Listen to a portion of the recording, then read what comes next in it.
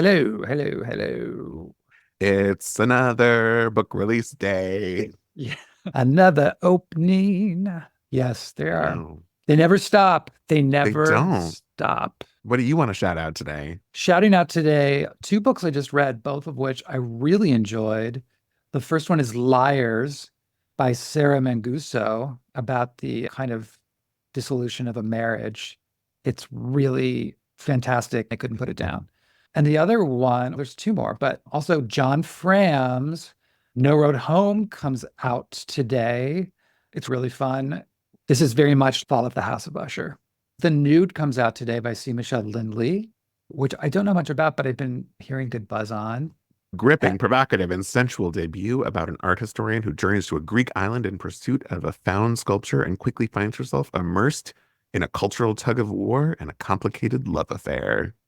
Bump, bump, bump. Yeah, it sounds really good. It sounds like a It does. total summer fair. And then Ricky Ian Gordon's Seen Through a Chronicle of Sex, Drugs, and Opera. Yes, the composer. Yes, his whole story. And you and I earlier were talking a little bit about Steve Sondheim. And Steve Sondheim, I think, is going to figure prominently in this book. So I don't know anything about him, but I'm interested to find out. And you, is there anything you wanted to shout out? Yeah, the other one I wanted to shout out is The Modern Fairies, a novel by Claire Pollard. Why don't they tell you it is the beautiful princess who becomes the evil queen? That they are the same person, just at different points in their story. I'm It's so very excited. Wicked-esque. Yes, a little Wicked-esque. It's a great cover. People are thoroughly enjoying it, which is so fun. Those are some of the many books that are coming out today. Speaking of books coming out, you could find all of them in our bookshop.org page, which the link to is in our show notes. And if you like what you're hearing, share us with your friends. Follow us on Instagram at Gaze Reading. And if you want to like and subscribe and give us 5 stars wherever you get your podcasts, that will help other people hear these wonderful conversations that we're having with authors as well. Today's program, we have Lev Grossman here with us, Yes. here to talk to us about his newest book, The Bright Sword, It's a a very novel. modern take on the The Bright Sword, the Arthurian legend. subtitle is A Novel of King Arthur. And Yes. I have been using it as my little thing to prop up my microphone when we record. And when we were talking to him, I couldn't use it. So now I'm back to using it again. Because it is a chunky book, It is a chunky book, but it's like made to savor. for Anyway, sure.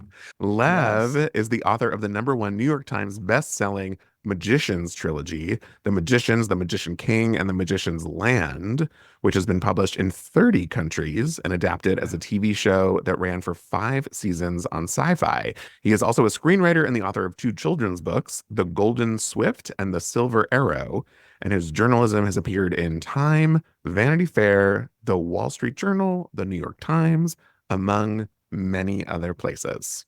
And his Amazing. bio also says that he lives with his wife and children in New York City, but I don't know if that's up to date. I don't think it is. I don't think it is, as we came to find out. I know, as I come to find out. I'm Jason, I'm Brett. and enjoy this Magical. magical episode of Gaze Gaze reading. Reading.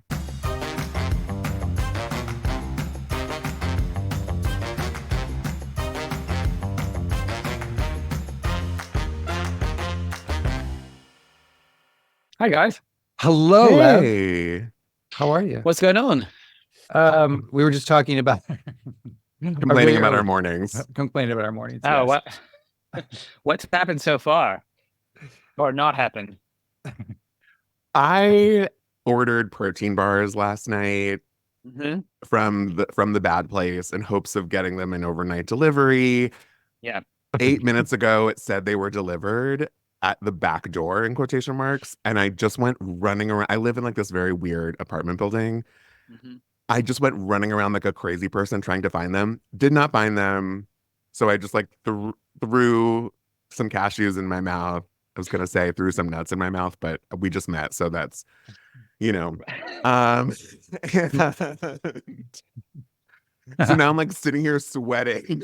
I'm like don't have a protein bar. Anyway, this has been my morning, and it's only 8:03 for me in California.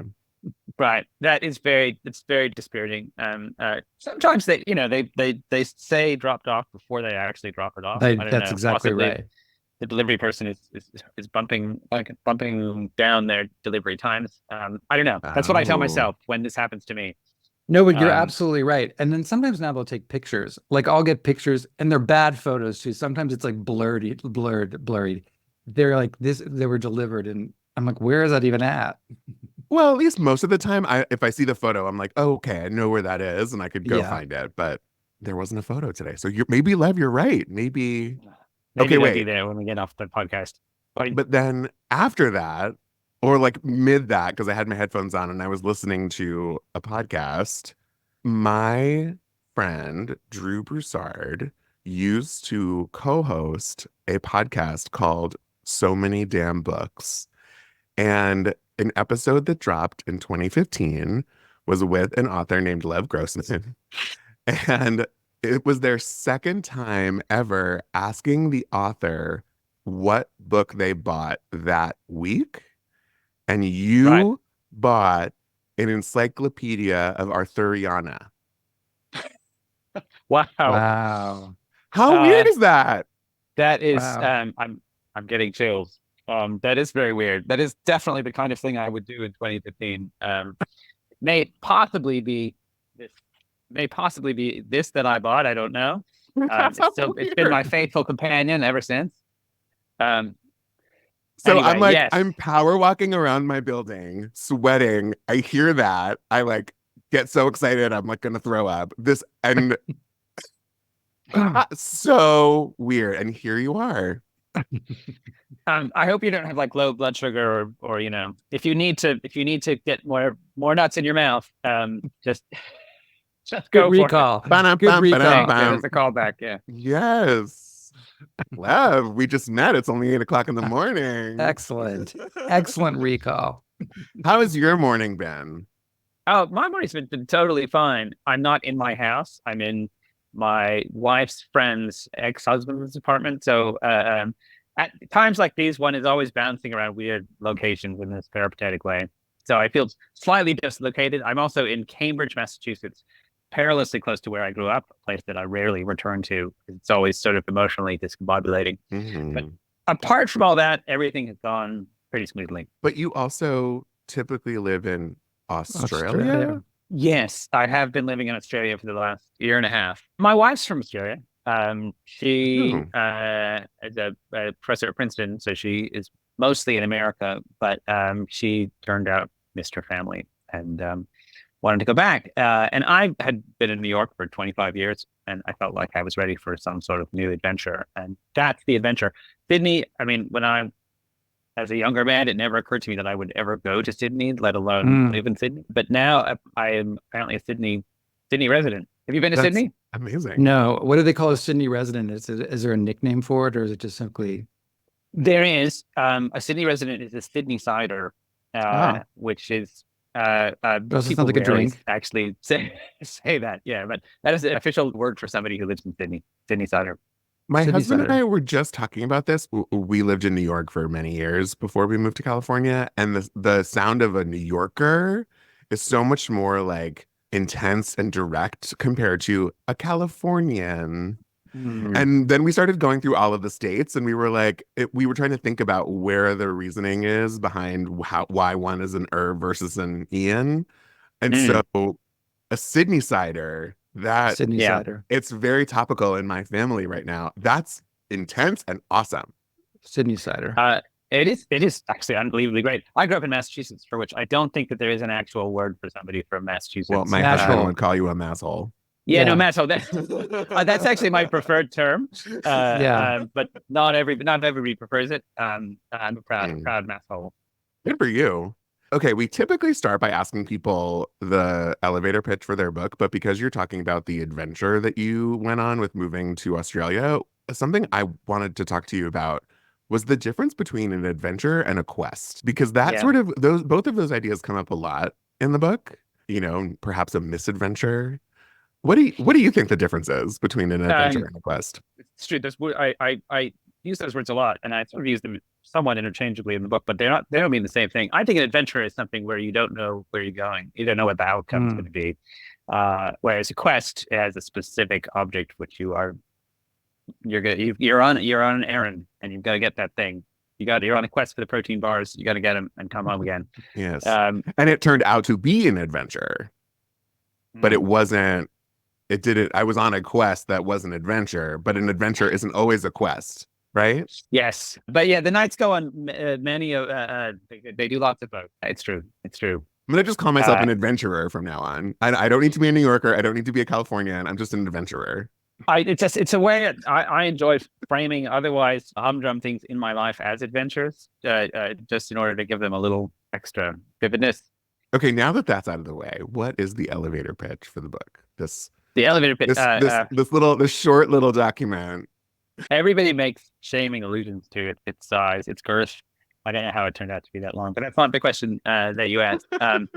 The Bright Sword is the story of what happens after the fall of Camelot. And it follows a ragtag group of knights in their quest, I think, to find a new king and put them on the throne. How long have you and your wife been together? That is a non sequitur. We got together in 2007. I ask because when you said my wife is from Australia and when you just said knights, they had like little lilts of an Australian accent. No, it absolutely comes through. You could hear and it I was right like, from the oh, when you're beginning. living with someone or when you know someone so intimately since 2007, that doesn't surprise me. And she's probably Right, said wow. the word knights many, many times to you. I can't hear it in my own voice. That's It's interesting. very slight. Don't know how to It's not feel like about it's not like Madonna or Kathleen Turner. It's a very slight thing. But yeah, it's there. Not obnoxious. Anyway, that's why I was asking, because I was like, oh, when you said knights, that came through a little bit. Okay, I don't know how you're gonna feel about this because it's maybe disparaging to the characters of the book.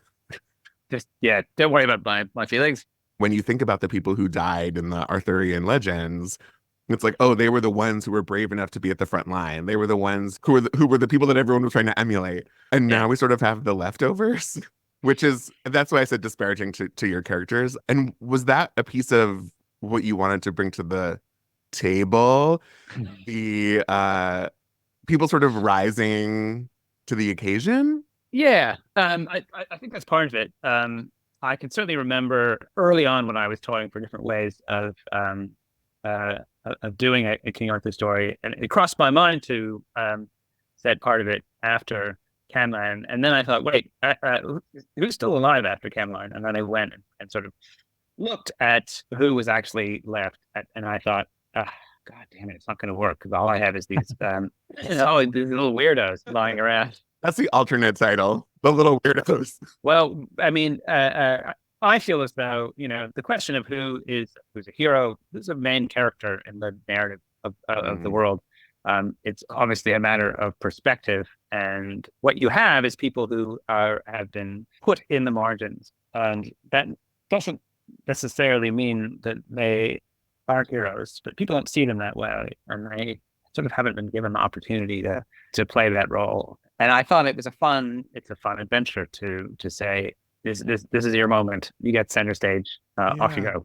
It reminded me, Percival Everett, when he published when James came out this year, and he was very clear about saying this is not a retelling of the Huck Finn story. It is a character getting his due.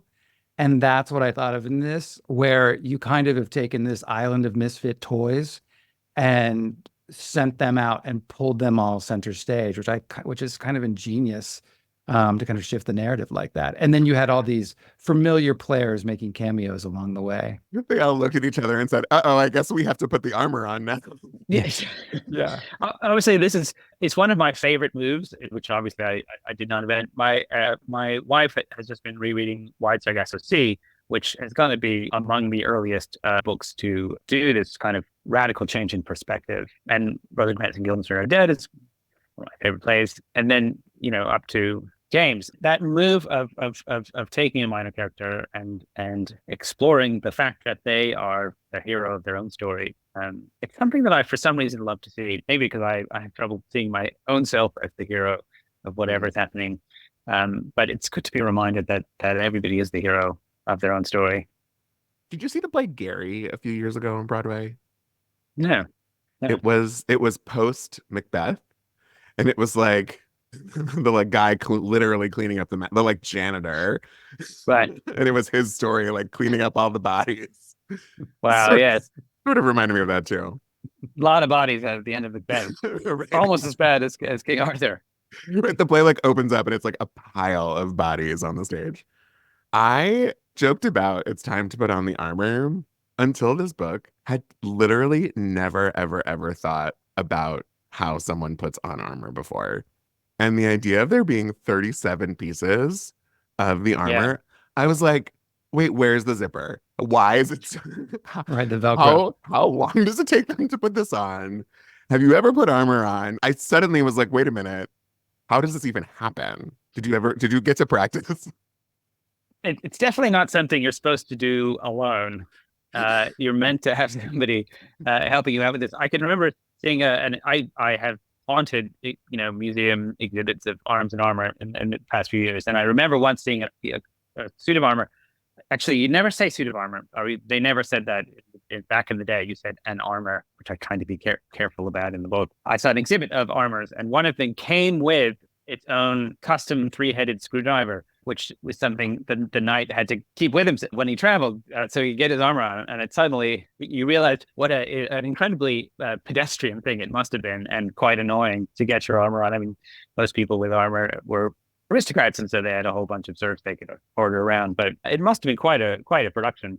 You know, there was a lot of wait. Hey, I lost my screwdriver. Do you have yours? Would you mind just getting? You know that happened. Well, that's This is what you're thinking, and I'm thinking like how a fire person could like slide down the pole and go right into their suit, and it takes like all of 4 seconds. And when a knight gets the call, they're like, "Okay, hold on, wait, 5 more minutes, hold on, just a second." right. They just and they wear the screwdriver around their neck.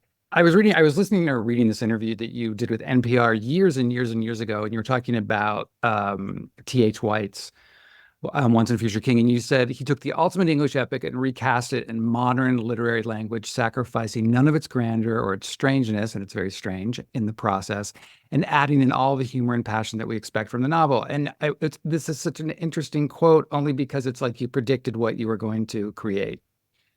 I think at that time when I was saying that, it had not yet occurred to me. Well, I don't know what year that was, but for most of my life, I thought that Once and Future King was definitive, and he had had done it. It translated Mallory into a great modern novel. Nobody else needs to do that. And it was only gradually that the idea dawned on me that maybe not everything had been said by T.H. White. And it is in some ways, yeah, in a way, I did try to do the same thing. And what with White, I needed to sort of run away from T.H. White a little bit, because he is such an incredible writer, and find kind of blank spaces on the map where he had not gone. Like, for example, what happens after Arthur's death. I mean, White himself told the story of Arthur's childhood. Nobody had ever done that before. All that stuff about Merlin and being his tutor and turning him into different animals. He just made that up. And that was the whole first book. And there were some things I didn't want to describe because I knew White had done it too well. And it turns out there were little bits and pieces that White didn't get to. I have two different branches of conversation that I want to talk to you about based on what you just said. I'll start on a more macro level. Colum, our protagonist, I think is familiar with some of the Arthurian legends. Right. When he finds himself in the thick of it, there are some things where he's like, oh yeah, this tracks, this scans with what I've learned. And there are other things where he's like, wait a minute, this never came up in the stories. Sometimes it's as simple as a knight has a hangover. Well, of course they have a hangover because they were drinking the night before very heavily. And, it's sort of like how you don't see someone go to the bathroom in a movie. You just sort of assume. Were there things that you were surprised by yourself where you're like, oh, wait a minute, this wasn't in the stories, and it appeared in a way that took you by surprise? Yeah, it's a good question. I mean, a detail that I came upon early on that kind of made things come alive for me was there's a historian of arms and armor who has the wonderful name Ewart Oakeshott, and he's written a lot of really detailed books about armors and weapons. And when you're a novelist, the things that you want from history aren't generally the same things that historians want, so it's often very difficult to find out the details that you need. And one of the things that Oakeshott says As a throwaway is that it was customary for knights to grow their hair to shoulder length and then pin it up on top of their heads before they put their armor on, and it would serve as extra padding. I liked that, but what I really liked was the idea of a knight taking off his helmet and letting down his hair after a hard day's adventuring or questing. Somehow that feeling or that image of a knight letting down their hair suddenly made me feel like I was in the room with him. And it was one of those little interstitial moments in the day of a night. You never think about, but must have been very real to them. I'm sure there's others, but that's the one that makes to mind. Oh, I like that. Conversely, was there anything that you found yourself disappointed by? Like, I would have thought this person would be braver, or it was the walks were longer than I was expecting them to be. Yeah. Boy, I spent a lot of time riding around in forests. Right. I feel like I had All to these cheat a trees little bit look the with the same. geography. Tolkien was very particular in measuring out exactly how long it would take somebody to ride from point A to point B, and he never hedged, and he always made it take that long. I think that I probably skipped a few days travel here and there just because I couldn't face describing more trees. I certainly remember that I think about the jousting thing. Jousting got really important to knights, especially during peacetime, and they found every possible way to cheat at it. And they had their special sort of jousting armors, which was like this huge hunk of steel they would put on because they knew they didn't have to walk around in it or even swing a sword in it. They would put on this just massive foot thick thing of steel when they were jousting. A little petty, a little bit disappointing. I remember seeing one of them had a little locking device on their gauntlet. So they would put it on, pick up their sword, and then they would do the little gauntlet. So you can't drop your sword. You couldn't uncurl your fist. And I was like, really? Did you need that? I guess every little thing that gives you an advantage. Sometimes your hand gets tired. Well, I was just going to say, I would be worried about it getting stuck somewhere and your like arm getting ripped off. I feel like that would be that's a very valid right? concern. Isn't that a hazard? I'm prone to accidents. So. Yeah, no, I know. And every possible bad thing happens to knights. You start reading about how knights died, and there was all these sort of improbable things, like the arrow that goes just right through the visor, right, and into their right through the eye, or even like a flying splinter, and you think, how could that possibly happen? But these things are knights are sadly so well documented.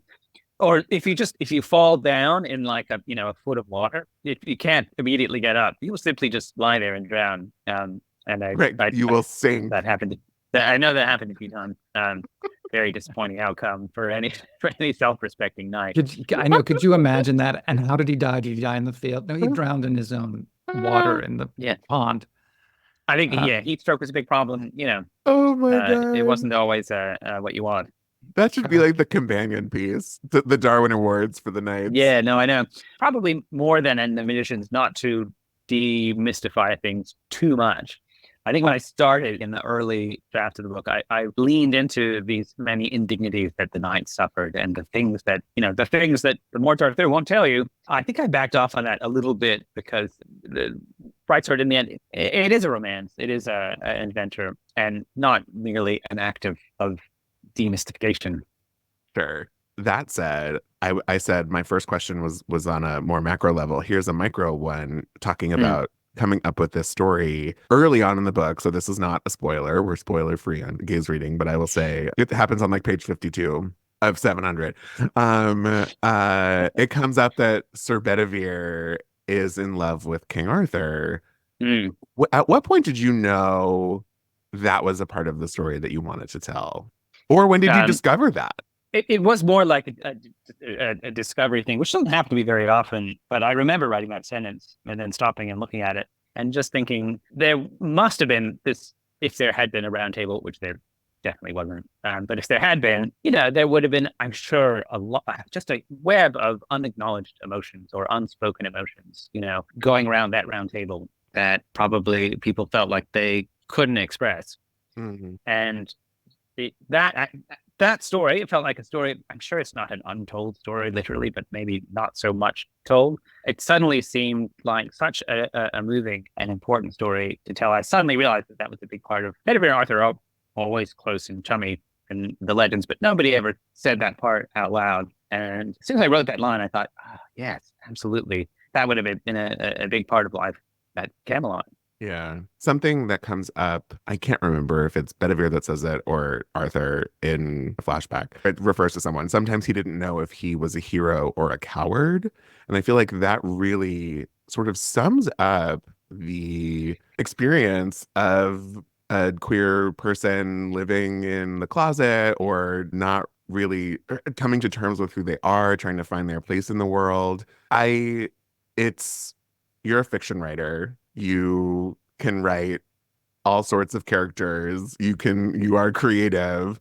It's silly to ask a woman how they write a man so well or a man how they write a woman so well. But I think the layer of sometimes you didn't know if he was a hero or a coward as a heterosexual man, that was such a deep and specific feeling. Where did that come from, do you think? How did that inspire you?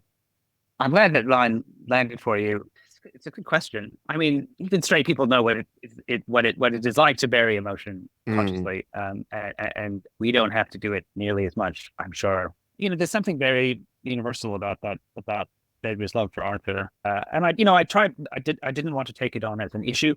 I didn't sort of sure. want to say, Cap, look at, this is about the gay experience of being a knight. It was just a very human story. And I found myself, just very sinking very deeply into that character. Hmm. Maybe maybe more than other ones. He looms quite large in the book.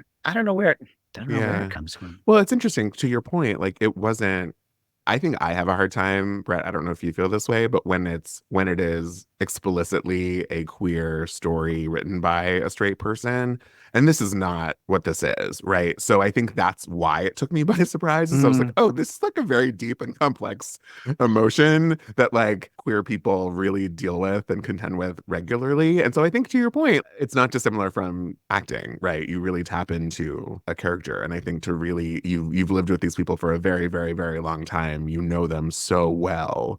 You're essentially their parent, their comrade, and their comrade in armor. Yeah, so I feel like that's not to answer your question, not to answer the question for you, but it makes sense that Well, you know him well enough to feel that emotion.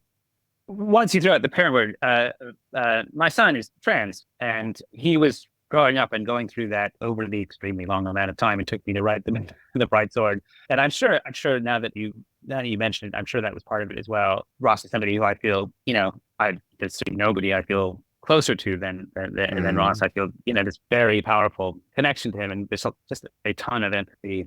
I'm sure watching him go through that and struggling with it and eventually coming out. I'm sure that was part of it as well. I'm sure it's in the mix. The arguments about Christianity versus secularism becomes such a central part to so much of this book. And the idea of who is godly, who is good to follow God, who is not, what kind of person is a good person. Can you talk a little bit mm, about that? Yeah, it was a challenging part of the book for me because I'm not Christian. I wasn't raised Christian. Still don't know that much about Christianity. The Arthur story from a very early time was a Christian story, and Arthur was a mhm, Christian king. In early drafts of the book, I actually sort of thought, what if we sort of rubbish Arthur? What if we go the other way? Wouldn't it be edgy to make Arthur sort of lame and stupid and or a bad person? It quickly dawned on me that he really wasn't Arthur anymore when you do that with him, because Arthur's defining trait, I think, is his desire to be good and to be better than he is. And the other thing about King Arthur is God's kind of a character in the King Arthur story. yeah. Certainly, if you read Thomas Mallory, God is always sticking his oar in, and sending marvels. He's not a distant God. He's just like right over there. Just choosing kings. Yeah, exactly.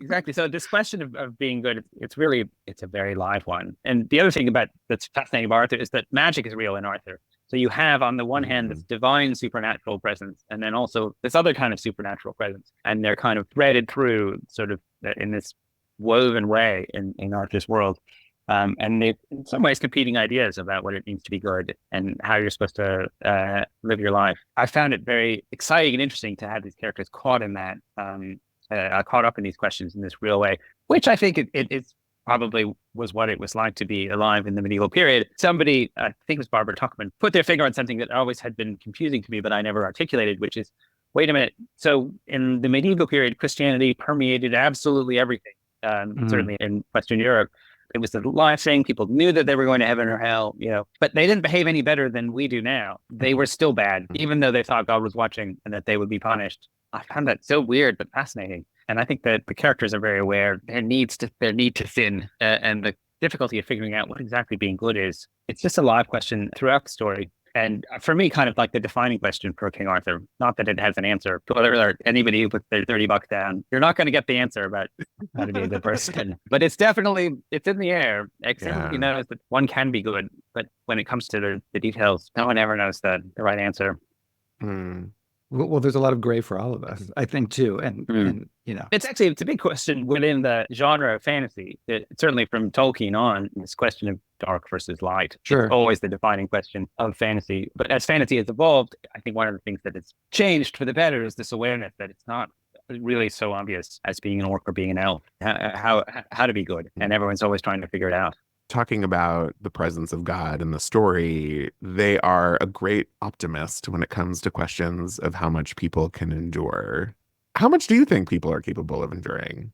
God, an incredible amount. You so often hear people going through things that you feel you never could, and they probably, if asked, would say they never could.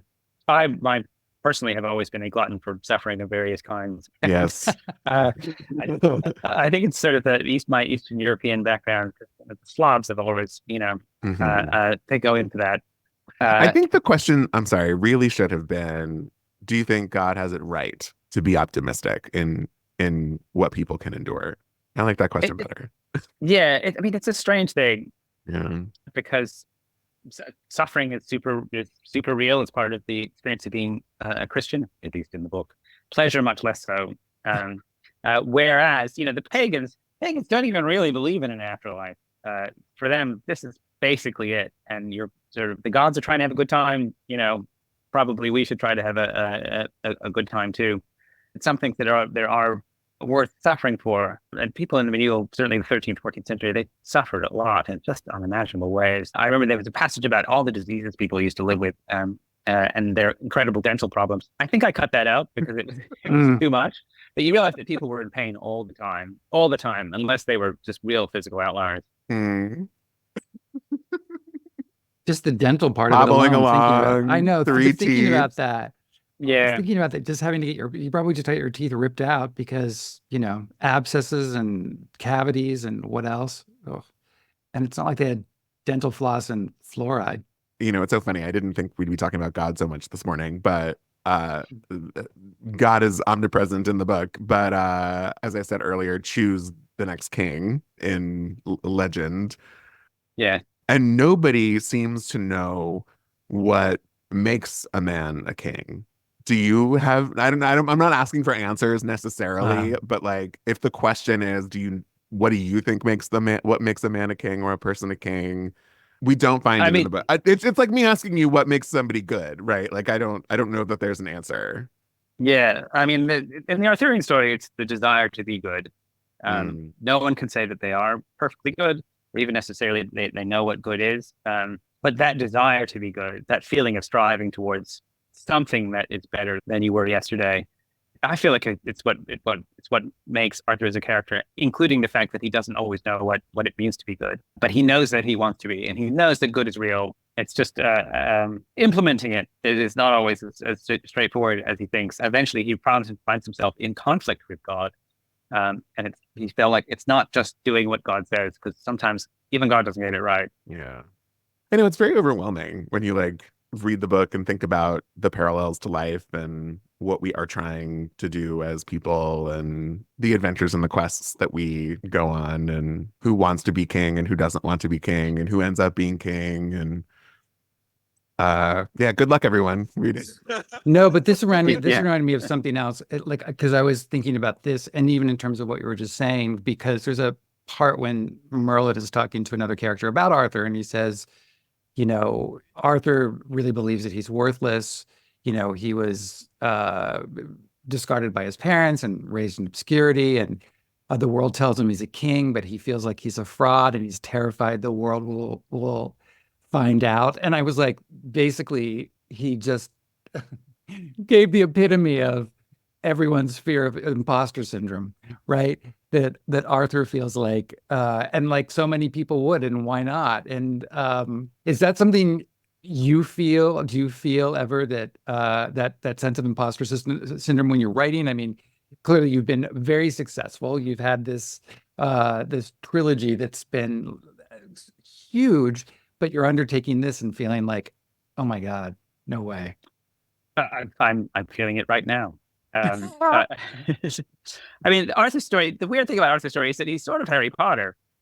He's sort of somebody who, as a young person, was told that he has this great destiny and he's famous. Everybody knows who he is, but he didn't. He never realized that his parents were who his parents were.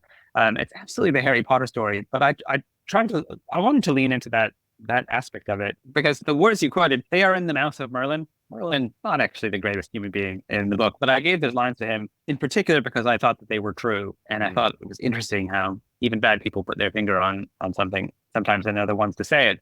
One of the funny things about the authorial lifestyle is you finish a book and then you go out and you sort of talk to people about it. As you are doing that, you are also starting your next book because you got to get one, in the channel. And starting a novel, the experience of starting a novel, I rarely feel like a bigger idiot or a bigger imposter than when I'm writing the first line of a novel. Because you write the sentence and you stop and you look at it and you think, are you kidding me? You really believe that someday that's going to be printed, that anybody but you is going to read that? What do you think you're doing? You really do go back to the beginning. Actually, not to the absolute beginning. I can remember trying to write novels before I had been published, and it's never been as bad as that. I know now at least that I have done it before, but it still seems impossible and that there's something actually wrong with me, which means that other people can write novels, but not me. Well, just start breaking them up into smaller ones. I know. I'm going to go on the record. I will never write a 700-page novel again. You heard it here first, everyone. Exactly. Yeah, no, it's great. It's great to do it once. Every writer ought to write a big, massive novel once. But then maybe not twice. Tell that to George Martin. Which, by the way, this George, all of the Game of Thrones novels are longer than this novel. Like they are. Novel, it's quite long, but this is not absolutely freakishly long. No, it's really not. It's honestly, not. It's not even 700 pages. So like, let's give yourself some credit. It's both long, but also not crazy long. I think it's appropriate to the. I do think it's appropriate to the genre. Yeah. You've brought up Tolkien multiple times now. I, much to my husband's chagrin, have not read any of the Lord of the Rings books. He thinks I would really like them. You were inspired by them? I read this and I was like, oh, I feel like this is probably what it feels like to read a Lord of the Rings book. I read the Lord of the Rings one time, and I've never reread it. But certainly that story is so familiar and so deeply ingrained in our consciousness that you want to do variations on it. And I have a bad habit of rubbishing Tolkien and saying, look, it's just, Tolkien was just dark versus light. And, as we all know, the world is more complicated than that. I feel like Tolkien probably understood that too. But still, it's hard, especially when you're sort of crossing to the epic side. The Magician's books weren't epic fantasy. They were much cozier than that. They were much more in the sort of C.S. Lewis, Philip Pullman category. But when you cross into the epic form, and you're going to have a big battle, and when you're going to have people riding on horses a very long distance, Tolkien is always looking over your shoulder. Tolkien, interestingly, who wrote the first half of an Arthurian epic, but then gave up. I always find that an interesting factoid. He never finished. He just walked away. Do we think that lives somewhere? Oh, it's out there. But it's actually really good. I'm sorry. I feel disappointed that Tolkien didn't finish it. I think he had imposter syndrome, and that killed him. It's like, how can I ever do this after Lord of the Rings? But by the way, I have to say, it's interesting that you brought up C.S. Lewis, because as we were talking about this, I remember distinctly in my church, when I grew up, they had a library, and for kids, there was not really anything, but the two things you could check out were the Tolkien books, which is what I did, and the C.S. Lewis books. That was it. So it's so fascinating that they're the two you picked up on. And Jason, as a side note, I would have to say, I think you'd be bored stiff with those books. Like, I think you'd be much more suited to, honestly, to watch the movies or the Mists of Avalon. Both of Mists of Avalon, I think you would love. but the Tolkien, like you would like put your head through a wall. They're My husband really, was like, skip the songs, that you can like Oh skim God, through certain things. And Tom no, I thought, Bombadil. He shouldn't have put Tom Bombadil at the beginning. Tom Bombadil is a poor ambassador for what's going to come. oh, interesting. watch Tom the Bombadil movies. utters a lot of poetry. Yeah, it's You talk about dark versus light and Tolkien, and it's so interesting that those stories are so popular, but also so is Star Wars, and it's the same thing. And yet the world is so much more complicated than that. And I think it's just processing right now, like, oh, I think humans really need a sort of distilled and simple dark versus light story to help us sleep at night. I think it's a profound human wish that the lines were clear. Yeah. And I'd always look actually to George R. R. Martin as the person for me who Mm. intervened in that tradition in that way and so powerfully and broke it into gray shards where you don't even know who to root for anymore. Um, probably because there's so many fucking characters. yeah, Everyone gets to pick one. I mean, Yeah. so many. I think I got to like book 7, and then I was like, really? We're still going for 850? Come on, let's bring it home, Rand. I'm done. Completely unrelated, but I need to say it before this conversation ends for our listeners. As you were talking about writing and imposter syndrome and etc., there's a line in the book, back to talking about Bedivere loving King Arthur, where you go on to describe that Arthur definitely spent a lot of his time in the company of a lot of big, strong, sweaty men. And our listeners who have always had imposter syndrome about writing, take that and give us the fan fiction that we deserve. Gazereading@gmail.com. We'll share it with Lev. I want to read every single one. There's a lot of untold stories in there. They've been telling Arthur stories for 1400 years. There's so much left to do. I know. I was like, oh, the King Arthur smut. I could get on board with that. I think I found my niche of where I'm going to become a writer. Just have them take off the armor first. Yes, exactly. That's right. what Find we've boys and learned girls, anything today. Stay safe. Find your Take off the armor. screwdriver. Yeah, exactly. Bring BYO screwdriver. Yeah. You have not always been a fantasy writer. You've written nonfiction, you've written articles, but you've like done a lot in your career. And Colum, our protagonist, it's told early on in the book, I'm paraphrasing, but the idea of stories smothering over the gaps and sharp edges of the world. Do you believe that to be true? That they do that. Yeah. I feel it. I mean, telling stories, I actually feel like it's a fundamental cognitive part of what we do every second of every day. I mean, it's how we organize our sense of what's happening to us, I feel like, is into stories, and one rolls into the next in this sort of ineffable way.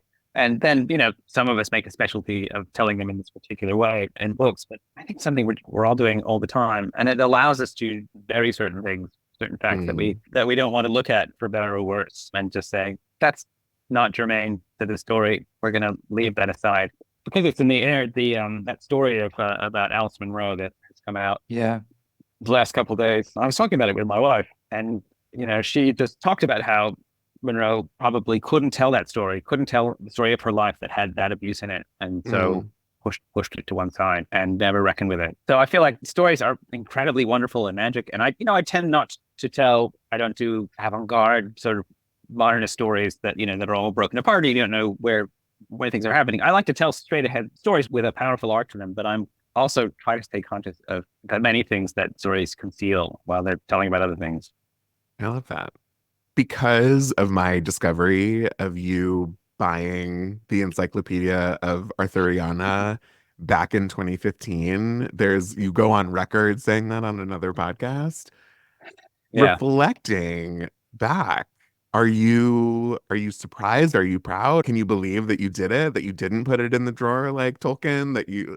How are you feeling? This is you did it. You did the thing. I'm still in the phase where I wake up in the morning and then I remember, oh my God, I actually finished the book. My job today is not to get up and work on the bright sword. Anybody who spends 10 years on a novel, it has gotten lost in the middle, because it doesn't take that long to write a novel, even a super long novel. And I did get lost with the bright sword a number of times. And then I feel like I found my way in the end, and I wrote the book that I wanted to write, but I didn't always know that it was going to end that way. I thought maybe this is just isn't going to go anywhere, and I'll look back and I'll have wasted 5 years of my life. It's a very good and a very relieved feeling that it's done and it's the best book I could write, and it's going out there. It was a real struggle, this book, and I can't to this day put words as to exactly why. But it turned out sometimes you're drawn to stories that you feel like you have to tell, and sometimes those stories are actually stories that are really hard for you to tell. I know that it overlapped with a lot of personal stuff for me that probably required working through as I was writing. Yeah. There's a lot of fathers and sons in King Arthur. I'm sure that I was working through things about my own dad and being a father while I was writing it. I had to do a lot of processing to get to the end of this. And I feel super proud of the book. But it definitely went through some dark. I went through some dark woods along the way. Might you say it was both a quest and an adventure? Which is absolutely true. I will definitely sign off on that statement.